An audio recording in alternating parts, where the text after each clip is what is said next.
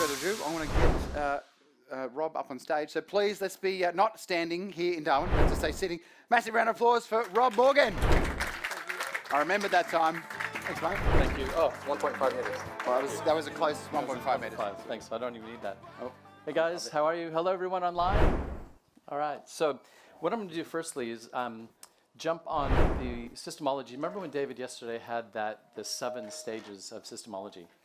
Okay, so he talked more around the first stage, which was the assign stage, which you just basically, I'm just going to bring it up. I'll just share it actually with the Zoom as well for everyone. So I'm just going to join into the group, and hopefully that will come up once Simon lets me in. And I'm just going to show you that model again. Okay, there we go. And I'm just going to do a screen share. Oh, and you need to let me screen share as well, please.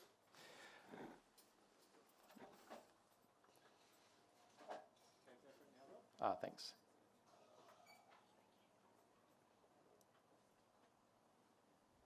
Okay, can you guys see that okay? So just move that out of the way. Okay, you can see that okay? So remember yesterday, the defined stage was that CCF, so that critical client flow, where we just work out what does that client flow look like from the beginning of meeting a client and how you capture that client, to the onboarding, to actually selling them something, to then bringing through the product where you invoice them, you get paid, and you repeat that business. Okay, that's part of the CCF. The assign stage is now working out who is the department head for each one of those, so who's the knowledgeable worker for each one of those areas, that you can then work out who are you going to talk to get the information from around that particular process from the CCF. The extract stage is actually then going through and pulling that information out. So in the world of systemology, you can record a screenshot, a screen share, you can do a GoPro, you can video someone actually talking through a process. You can use that video as part of the extraction and then actually document that extraction directly out and put it in the system. So you might, in that system, you might have the bullet points of how that works, and then you've got the actual video or a screen share of how that actually works as well in the extraction stage. So David covered most of those. The Organize stage is where I fit in. This is my native genius. This is my favorite part of technology, is the actual cloud-based subscription software that you just log into and you do your work and you sign out and you're done, right? So I've spent many years on the organization part, and I remember when I first joined systemology, when we were going through the training, the other systemologists, they struggled at organization. At level 4 is where they struggled the most, and it's where I actually stepped up the most. So I actually had them coming to me looking for advice on how do we get stage 4 working?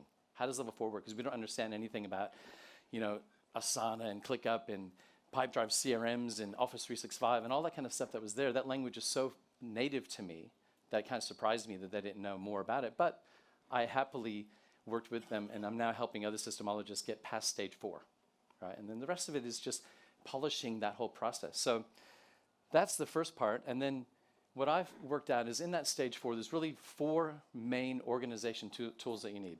So the first one is an Office suite. So if you're using Google Workspace, which used to be called G Suite, or Office 365, perfect. If you're not using one of those 2, and you're still pressing send and receive, and then you got to go to the office to your computer because that email ended up on that computer because it didn't make it on your phone, then you need to switch across to some cloud-based solution. And the 2 most popular at the moment is Google Workspace and Office 365. Now, that's the Office suite component. Now, the project management is the more what to do. All right, so you've got your ClickUp, your Asana, your Monday, whatever product you're using, which we just went through over the last 2 hours, is just making a glorified checklist of the things you're trying to get done.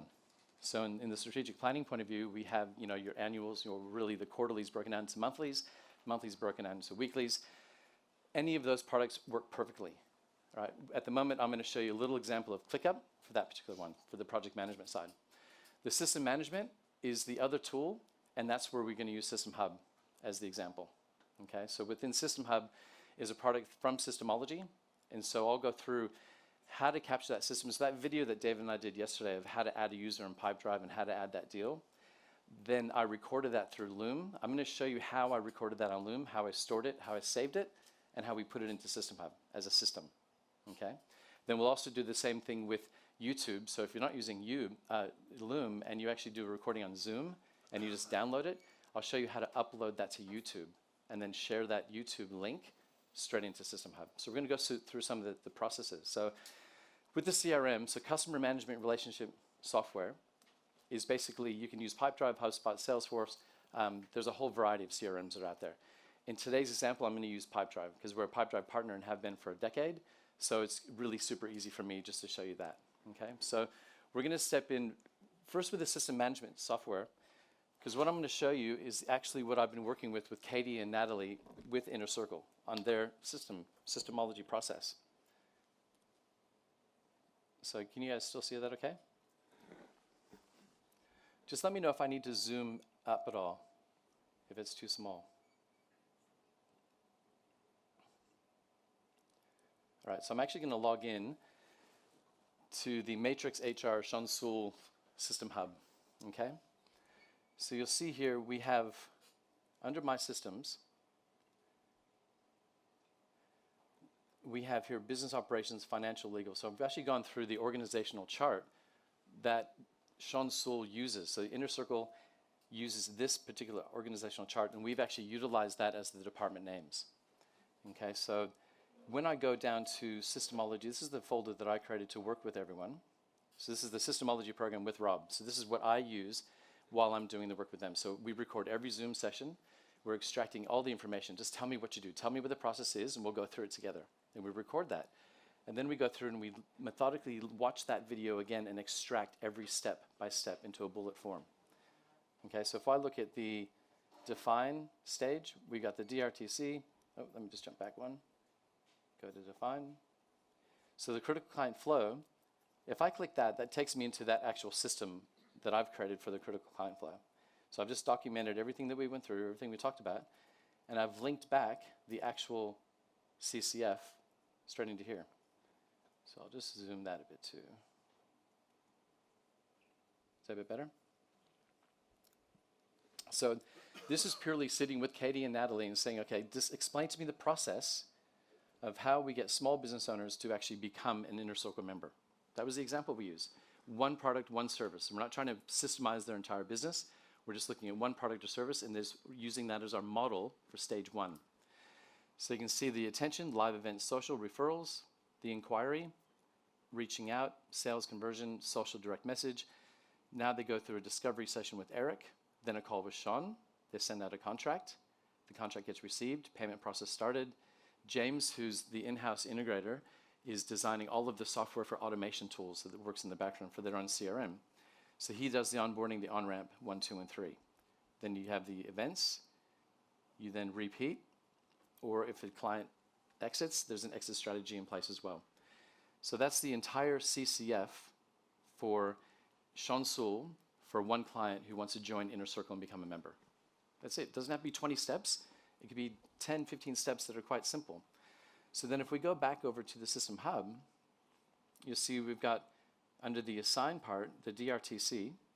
And again, I just said, here's the spreadsheet. It's a link back to their Google Doc. I don't have to go find it and go to Word or go to the Windows Explorer and try to find where that document is. I just created a shortcut inside Google Drive and saved it and pasted it into System Hub. So I click that, takes us straight to that Google spreadsheet. Now this, you'd be familiar with this from yesterday. And again, is that big enough to see enough? So I'm just going to get this out of the way completely. There we go. So the department roles, again, we had all of their departments sitting up here. Just right? zoom it in a little bit if you can, Rob. Sorry? Just zoom it in a little if you can. Yeah. I'll just... Is that a bit better? Oh, cool. So the departments are here, and then all we did is we captured from the CCF each one of those boxes that we had in the CCF and put them in the right department. Again, I'm just sitting with Katie and Natalie just asking them questions. So which department do you think this fits into? Because they're going to know better than I am. It's their business.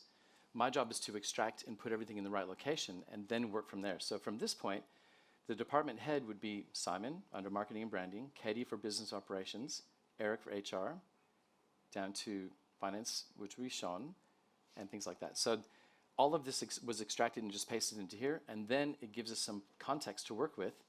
So what we did here is we moved everything across now to work out how do we assign the work that's going to be taking place. So we just take one product at a time. So the first one we looked at was the event for planning, so finding a venue. All right, so we purposely, the reason that is green, because we've completed it. These other 4 is ones we're currently working on that are orange, and anything that's blank means that we haven't started that process yet. This is just to help me and guide me through the process when we catch up every fortnight. We just say we spend an hour to an hour and a half just on Zoom, recording it and going through this process. So if I go back into System Hub, and now we're talking, this is real life stuff. We go to business operations. We then go to events. We can see inner circle events, and the one that's called finding a venue. And you see it's also marked green, meaning it's completed. Now, when we go into that, this is every single process that goes through in finding a venue. Just the finding a venue part. Okay?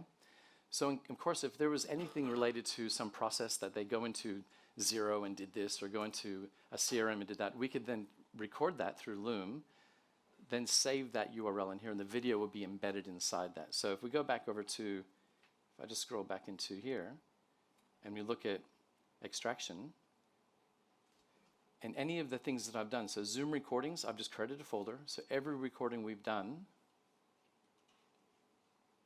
is actually embedded in here.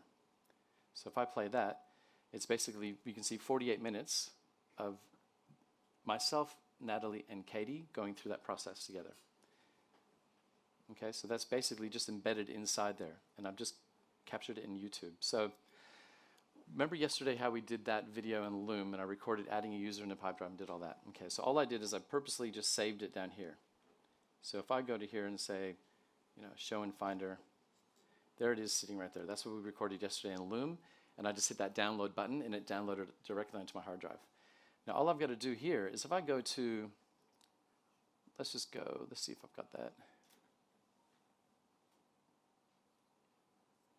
And I'll just go directly into my Google Drive.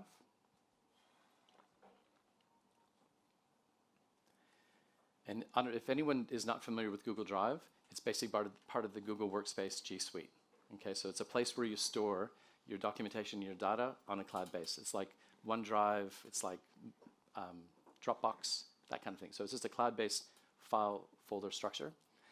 So in this instance, or this example, I'm using Google Drive. So all I do is go New, File Upload, and I find that file, which is in my Downloads folder, and it uploads onto my Google Drive. And that's not a very big file, so it shouldn't take too long to upload. But the purpose here is we're putting it on the cloud so it's no longer on my laptop. The idea there is then to create a URL, so in other words, a link that I can create that anyone can view. So the only tricky thing, and the reason I wanted to show you this is because if you just save it and then copy the URL and paste it somewhere, Google Drive's automatically by default locked it to your account. So you need to tell it what permissions it needs in order to be able to be seen by anyone else or to be pasted into any other program. So if I just look at the most recent files, there it is there. You can right-click, go to Share. Now you'll see the permissions is Cloud Connect. They're the only people that can see this actual folder. So I change that, and I click that restriction, and I put anyone with the link can view.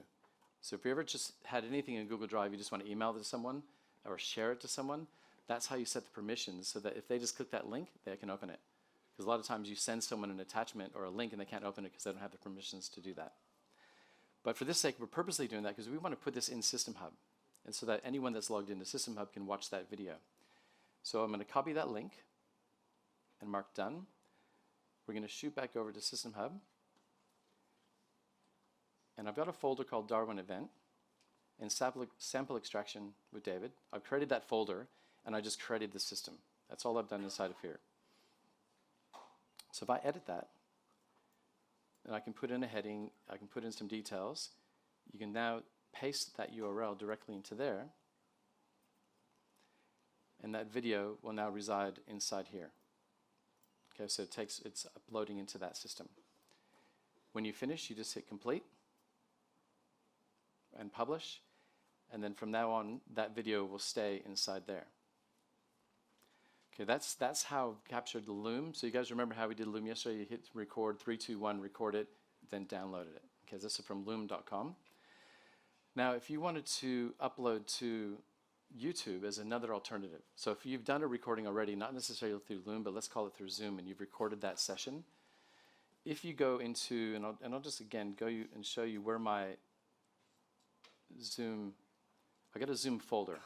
So every video that I've ever done, that I've recorded, it gets stored here. Now it's great, it's on my laptop, but I really want it to have sitting somewhere up in the cloud.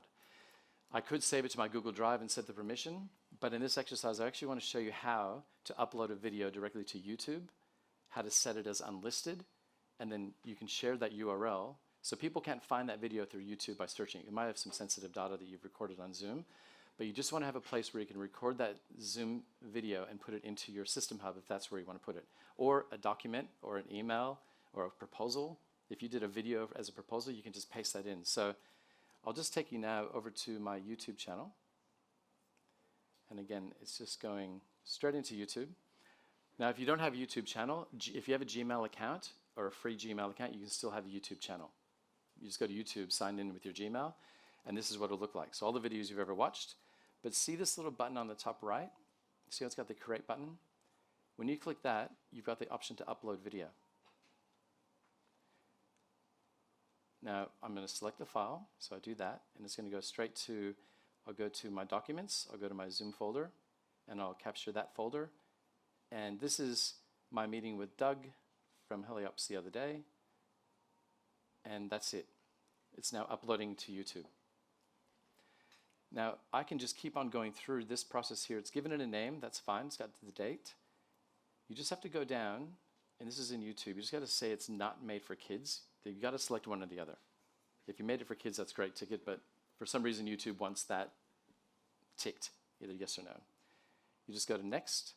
You don't have to touch anything here, you just go next again, and next again, and this is where you say it's either private or unlisted. For the sake of this exercise, I'm selecting unlisted because all we're going to do is capture that URL of that video and paste it into System Hub. Or, again, anywhere you want to paste it, you can paste it. Okay? Why would you not go private? Well, it depends on, you could do private, but private means you need to actually put someone's email address to allow them access to it. If you put it into a public place like System Hub, and System Hub might have 40 users that use System Hub, but the owner of System Hub has allowed everyone to access that particular video, then unlisted is your safest bet to prevent any issues of them viewing that. Yeah. So that's, I'm just going to close that because ultimately all I have to do now is, you can see this is the one I did yesterday or the day before. Now this turns into this video YouTube channel content. So when you upload a video on your YouTube channel, this is where it ends up sitting. So this is my channel for YouTube. All you've got to do is select the little 3 dots right there, and you can select Get Shareable Link. So it's already copied. I could go back to my System Hub, and I'm just going to move that out of the way slightly. There we go. And let's just go back into a folder there, and we'll come down to just any folder here. So let's just say that I want to add a folder, and we'll call this folder YouTube.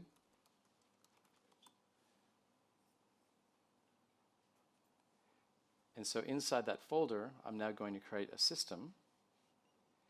And the system name could be some type of training. It could be anything that you've actually recorded from Zoom, upload it to YouTube, save that URL, and we could just say some YouTube training, create. Now if I scroll down here, in the same way that I did it from Google Drive, I just go add. Okay, so it adds that video straight away of the recording that we've done. When you're done, you publish that. Okay, so that's done. So straight away you can start watching that. And again, that's 41 minutes of video, but it took, 4 seconds to move into a system where we can actually start watching it. You can also, let's say we have a training session. So let's just go back into systems. And you can see here the systems are basically a breakdown of all of the departments that are here that we went through with Katie. In the policies, now systems are your systems for your business. Policies are more around, holiday leave, sick leave, it could be roles and responsibilities. So you might have organizational structure, company policies.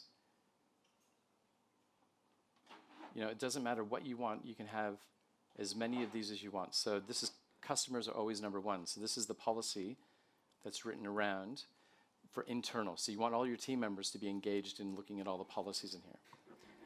The training side So of Rob, it. would you say that a policy forms part of of the system? Yes. It's not a system in its own right? Correct. Yep. Yep. Exactly.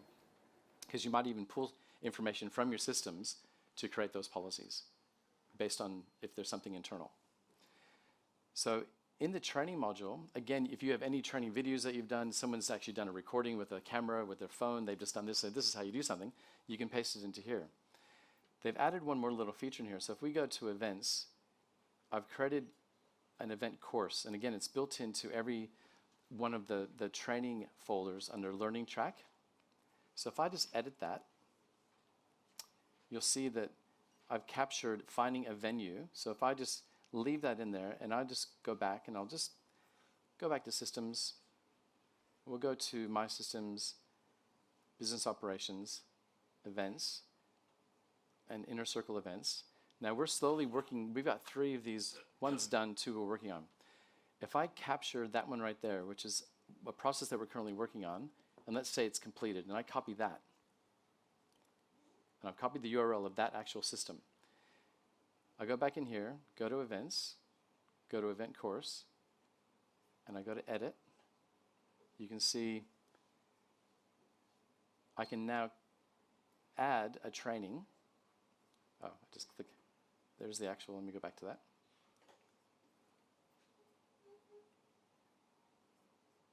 And edit. So if I just paste that second part, so the first one is finding a venue. I've already pasted that in here just to show you how you can create a learning track. So let's say you create 15 different systems and they're all linked to one process. So it's going from the beginning to right to the end. You can create a training link or a training course, or in this case a learning track, and all you do is you capture that system, paste it into here.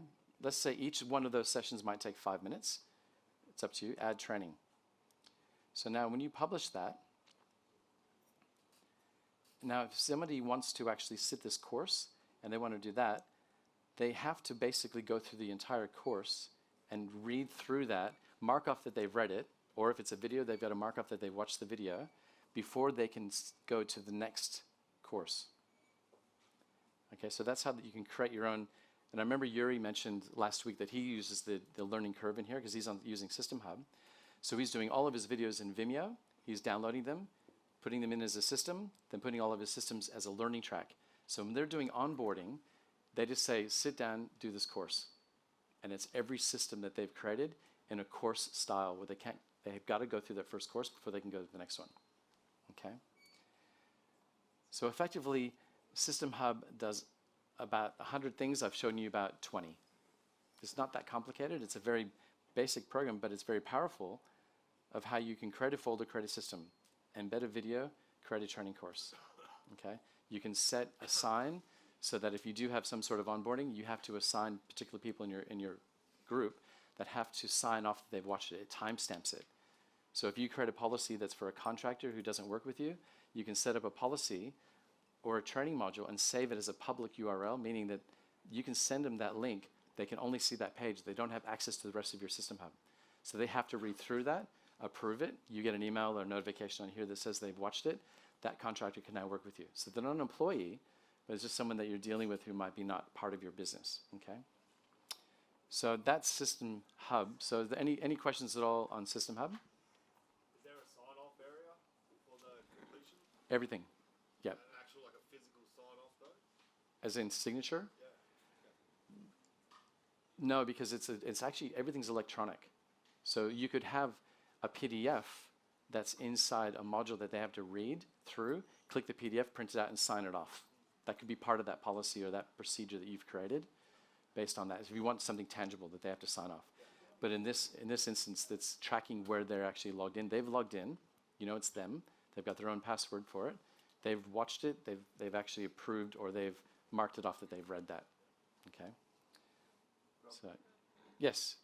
Would you say that avoid the microphone. Would you say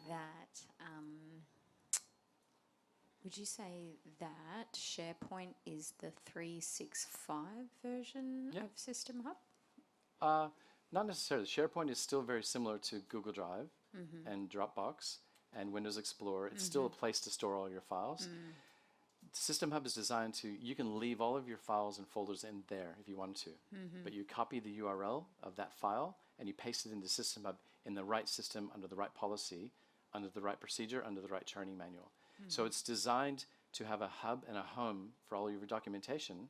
So to give you an example, we're working with Gary. Gary has a folder that has 1,000 processes and procedures. We're one by one literally moving those across to System Hub, literally copying and pasting the text and moving the text. But Gary uses another program that has a mind mapping, an amazing mind mapping program. So instead of trying to replicate that, we're just creating a link for that mind map and pasting the link into System Hub. So if you're in System Hub and you're in that part of the policy, you click that and another tab opens, shows you that mind map. And it's live. It's not a copy of it, it's live. So we're not trying to reinvent the wheel. You're just basically going, there's the mind map, cool. System Hub's up to date.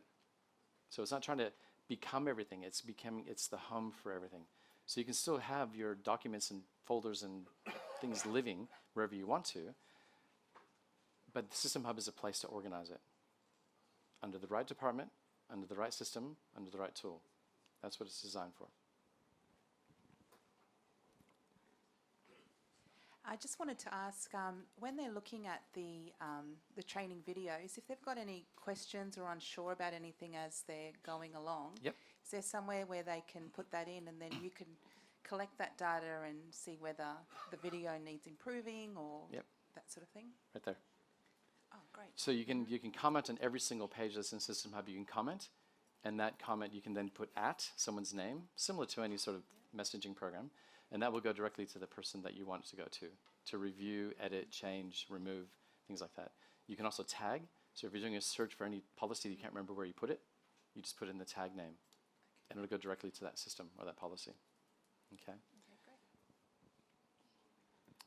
Any other questions? Anyone online? Oh, Gary?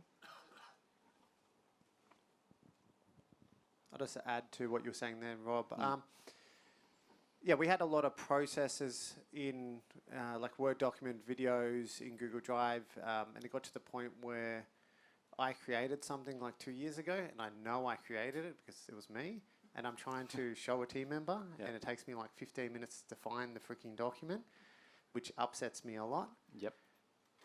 And then it just shows that it's not, that system being Google Drive foldering system doesn't work when you start adding lots of systems and processes into it. So you need something that's more organized, more structured. Yeah. Yep. And I've seen your folder structure. It was good though. It was good, but now it's too full because you've now had the folders there, which are great, but now you have 1,000 documents that don't know which folder to fit into because it's just you keep growing. So that's perfect. I think we've got Yulia online. Rob, if you look at the screen, down the bottom left-hand screen in front of you, the screen on the floor. I think it's there. Not yet. Yeah, I think they're giving you instructions from there just to say who's I gotcha. online. So, yeah. Thanks. Got it. So bring Yulia up on the screen, I think.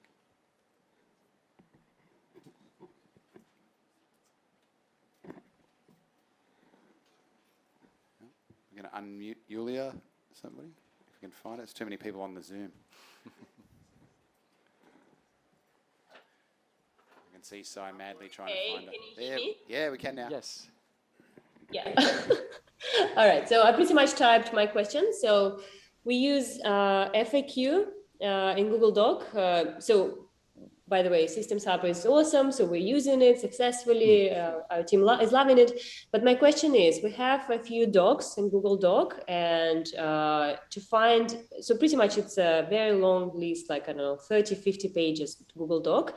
And we just type any keyword, like for instance, deposit, and then we find all the places that this word is used. How do you use it in Systems Hub? Like to find any information, for instance, when we'll have all these systems in one place, but then someone needs to find anything regarding the word deposit. Like, how do you use the Systems Hub? Because for me, it just doesn't work the same way as Google Doc. Yeah. Question.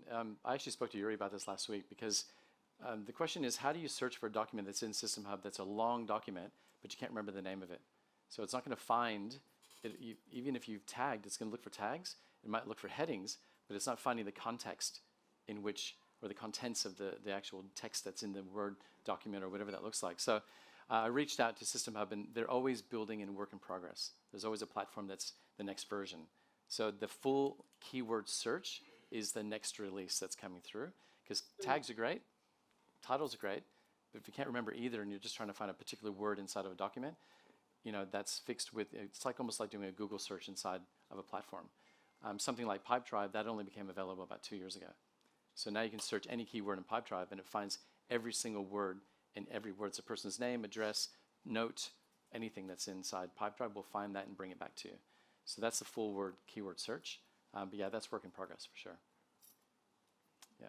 Okay. Cool.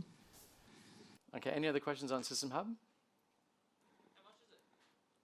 Well, it's a membership, is the way it works. So you have, and they've done that for a reason, so that you don't just get it and then go, now what do I do with it? So the idea is you have, when you sign up for the membership with System Hub, you then get a full course that you go through from the very basic beginning right through more intermediate. And the idea is that you, as you're watching through the course, you're building your System Hub through it. Okay, so it's an annual subscription, but when you do sign up for the membership, they give you 90 templates to give you access to all of the resources. So it's all, I can go through all that with you as well and just step you through what's involved and what's included in the System Hub membership. But I think it works out to be somewhere around $175 a month. But you get access to System Hub itself and all the resources as well, and all the templates. Because with the templates, you can say, well, I know that we're builders, but the template for that is so close to the building industry that all I'm going to do is copy, duplicate that template, and just reword it to fit with our business. You don't need to reinvent the wheel on it. Just utilize the templates that are driven there. And the most common templates that would ever be used are already built into System Hub. Okay. Any other questions before we move along? So the next one I want to show you is ClickUp. So we used to use Asana, we now use ClickUp, and I've only been using it for a couple of months, but I don't know, put your hands up if you're using ClickUp at the moment. Okay, and then anyone using Asana? Anyone using Monday? Cool, and then anyone using just a spreadsheet where you're just trying to keep track of everything? Or a whiteboard behind your desk? Yep, whatever works. This is just another tool. So all I'm showing you today are tools that are available. Remember David spoke yesterday about the iceberg? So everything happens under the water, and up at the top are the tools. So we don't specifically try to promote anything that works, because ClickUp's great in 2021, 2022, ClickDown's going to be invented. And everyone's going to be jumping on that because it's better than ClickUp. We don't know.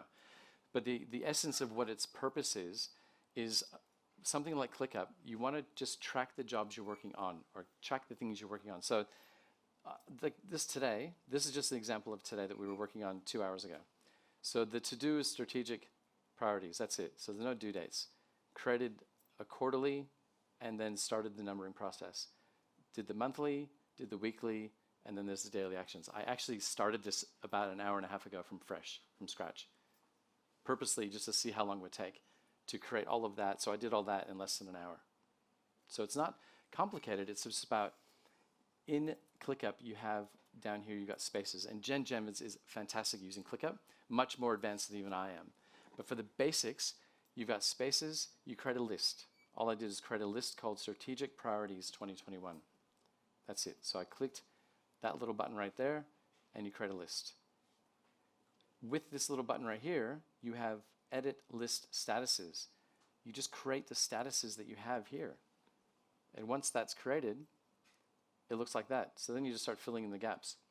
So to give you an example of the way I work with clients, Steve from Alluring Kitchens, I have an open, in progress, and close. That's it. So it's not overly complicated, right? So it's either work that you started working on, what you're in progress working with, and then if you're done, you just drag it into close. Now this is the board view. You can have the same sort of list view like this as well. Okay. So, for example, the Pipedrive demo,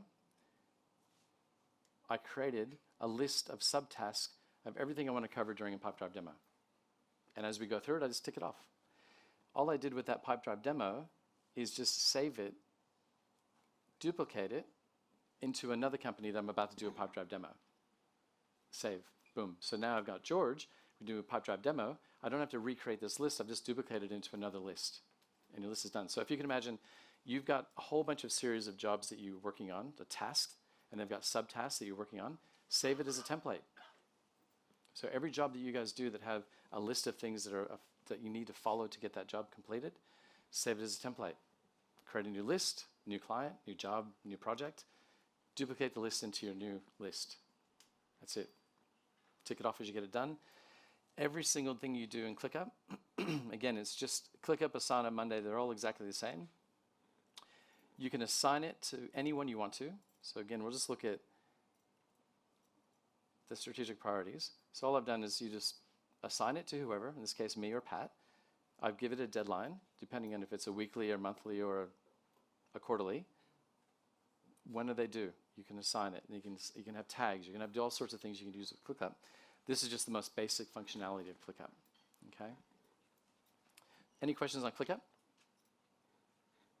Pretty straightforward, isn't it? Okay, so what I'll show you now, moving right along, and this is the last component. So this is the CRM that we choose is Pipedrive. Again, there's plenty of CRMs out there, whatever you're most comfortable with. Or if you don't have a CRM and you're using Outlook as your main contact management, that's okay. But the power of the CRM is to nurture your clients and track activities and track your sales. Where are you at the moment? So in this example, you might have a typical sales pipeline. So you got a prospect, you follow up, your needs specified, you send a quote, it's being viewed, they approve it, you invoice them, you get paid. Typical sales pipeline. You can have even multiple pipelines by going down to any of these. So Pipedrive integration, again, it's the same, similar. So it's not a task, it's not ClickUp, it's more what stage are you currently at with a particular job. So in this case, they're called deals. So whatever deals you're in, you can create these tasks as well. Now I'm just going to show you the leads inbox. So when you guys get leads, you can either get leads through a database, LinkedIn, Facebook. You can import them from a spreadsheet. You can manually put your leads in.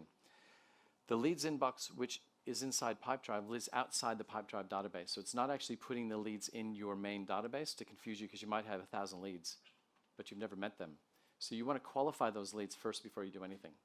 So when you create a lead, they'll sit in here until you say, turn them into a prospect. And as soon as you do that, that deal ends up in your sales pipeline as a prospect, sitting right there.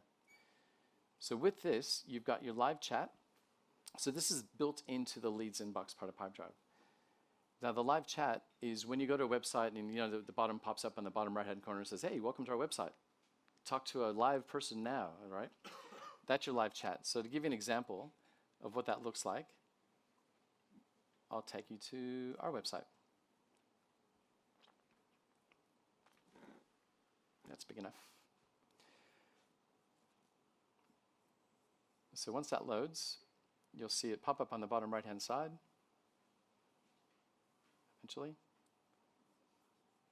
hopefully. Yeah, smashing. It's going round and round.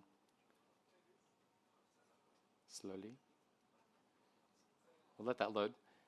The live chat and the chat bot live in the same location, so the instant messaging pop up. So the live chat is if you want to talk to someone live from your company, and you'll get a notification that someone wants to chat with you. The chat bot is when it comes up and it gives you questions. Welcome to our website, what brings you here? And then it brings you these solutions that say, oh, do you want to learn more about this? And it will bring up, let me just see if, oh, I've got that thing in the way. Okay. So that's why that's in the way. There we go. So like to know more about subscriptions, learn more about Pipedrive, need help. So what I've done is I've just created a flow to say if somebody wants to learn more about Pipedrive, it'll go through a series of questions that they can answer to the point where it says, would you like to book in a meeting with Rob? My calendar automatically comes up as a schedule to see when the available time is. And when they say they fill in the name, their address, email address, whatever it is, and they save that, it goes directly into Pipedrive as a lead and says, this was from your website. If somebody's chatting with you through live chat, that also gets captured at the end of the chat to get their name and email address or phone number, and it gets then added as a lead. Okay, so you'll see the live chat allow desktop notifications. So I'm notified if somebody's jumping on and saying, hey, I want to talk to you now. The chat bot is basically just that little questions that will pop up. And if I just looked at that and said, let's just edit that, you can see it's got a little flow-on automation going on there. All right, so I'm pre-filling the responses until it's either qualified or disqualified. They're going to go into the leads in Pipedrive, use my email address, and use my scheduling, and then say goodbye. The web form, so this is the third option you can get inside Pipedrive for leads. You know when you go to someone's website and you got the contact form? So again, you can have your own contact form. They fill it out, you get an email, you say, okay, great, someone's just got our details off our website. With this actual form is powered by Pipedrive. So when they fill in those details and hit submit, it goes directly into your leads inbox. So that's 3 different ways you can capture an audience directly from your website, directly into Pipedrive. Now I'll show you the activities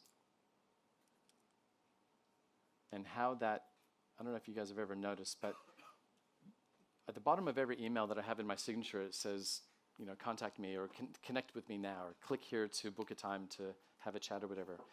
That's built into Pipedrive as well.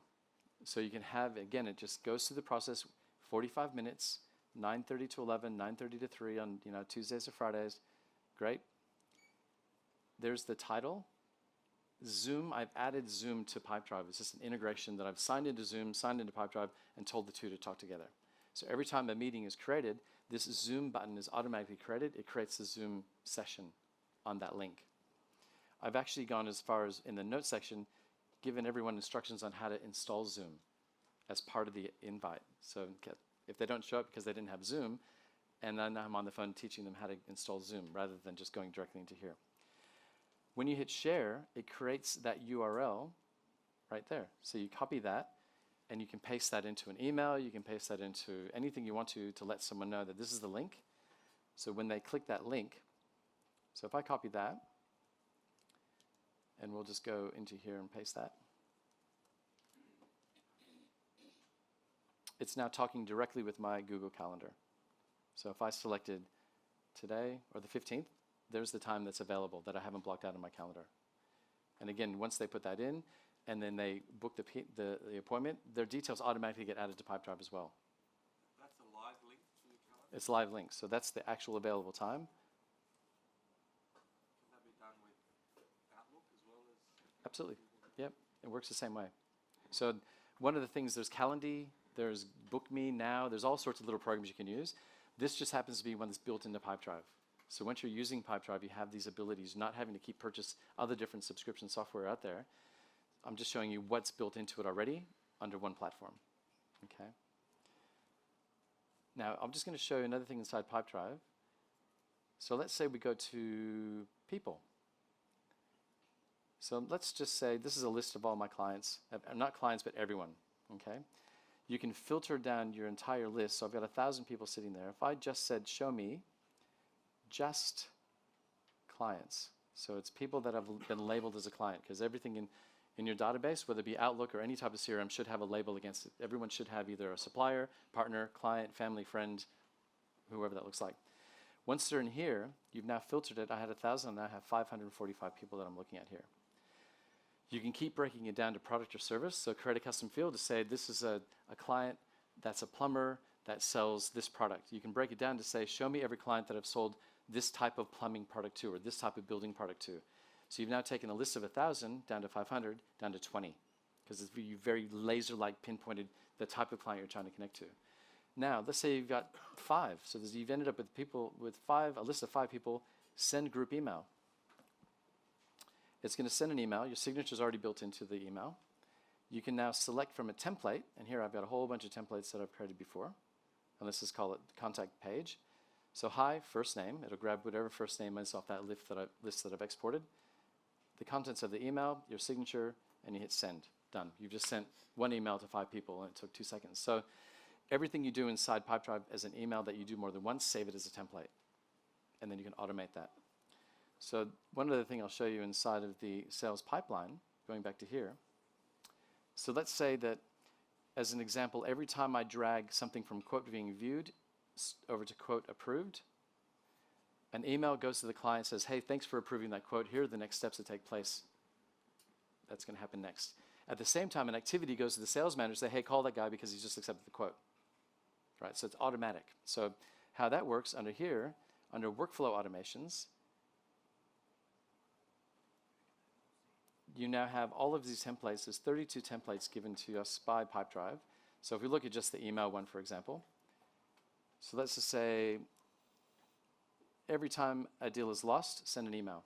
So when you lose a deal, an email automatically goes to the client saying, sorry, we couldn't work with you this time. Hope to see you soon, or we'll contact you in 3 months, or whatever that might look like. Every time a deal is moved to a new stage, create an activity and send an email. So quote approved is a good one. I worked with Mark from Bricket, where we created in his sales pipeline 3-week, 6-week, 9-week, 12-week follow-ups on his quotes. So every time that a deal would sit in one stage for more than a certain amount of days, in his case 21 days or whatever it was on that 3-week point, that deal would go red. So see how that's a little bit pink? That means that this has been sitting in here for too long. I need to action that. Jake? All right, mate. No problem. So let's just say now I want to move that across. So as soon as I do, it creates an automated task. It's triggering that point. But what we did with Mark is we created email templates, a 3-week, 6-week, 9-week, 12-week follow-up emails. That's, it's Mark's language. Hey, how you doing? It's Mark here. Can you believe it's been 3 weeks since we sent you that quote? Let me know if you have any questions on it. It automatically goes to that client. Now in his world, he's got 100 of these sitting there in front of him. And he's got $1 million worth of tenders that are out there. And his biggest complaint and headache was he couldn't track them all. He didn't know where they're all at, and he just let them go because he couldn't work out which ones he sent, which ones were following up, and which ones he's lost or already lost. So now his sequence is working nicely because even if he gets to 12 weeks, he's still getting tenders approved after 12 weeks because that's when they finally got to look at it. But he just did a nice nurturing thing that was automatic for him. Okay? So Rob, mate, with the Mark's follow-up emails, well, firstly, with say you got 5 people getting that same email, do they all see the other people's name on there? No. Right. It's completely one individual email that goes out up to 100. Right. So if you do have emails, great question actually, because I meant to say if you do have more than 100 emails that you want to go out at one hit, then you can use something like MailChimp and the same filter. So you filter down your list to say 200, and you already use MailChimp because you've got your newsletter templates and everything else. You just click a button and export to MailChimp. So with the follow-up emails as well, when obviously the same, you send that quote out to 6 companies, and then the follow-up email goes to the same 6 companies automatically? Automatically. Yeah. So if they fall into that column of a 6-week, 9-week, 12-week follow-up, if you drag 6 across, they all 6 get emails. Yeah. So one thing I'll show you in here as well. So I don't know if you guys have ever heard of programs like PandaDoc, where it's a electronic quoting program. So we used to use PandaDoc, but now we've moved over to Pipedrive because Pipedrive just happened to built in their own quoting program that looks just like PandaDoc at no extra cost. So it's built in.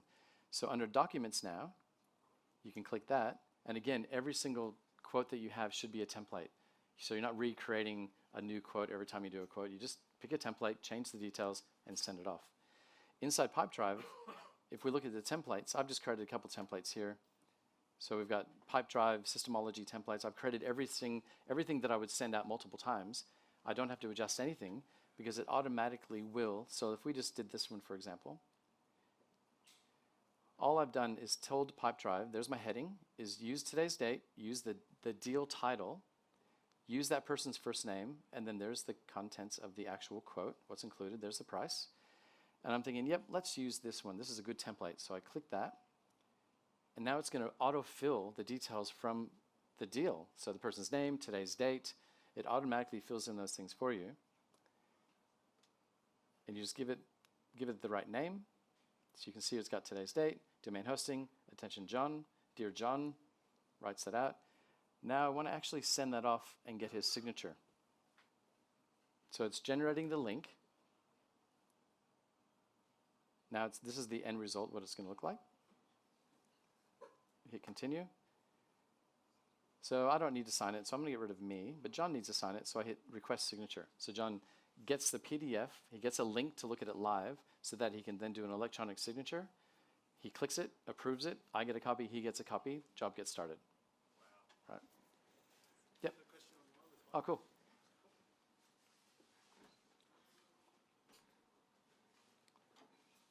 Heidi. There. Hello. Hello. Hi, Heidi. Hello. Question, sorry, Deb and I might be relevant only. I'm not sure who else uses ServiceMate. Oh, yeah. The Pipe Drive chatbot thing,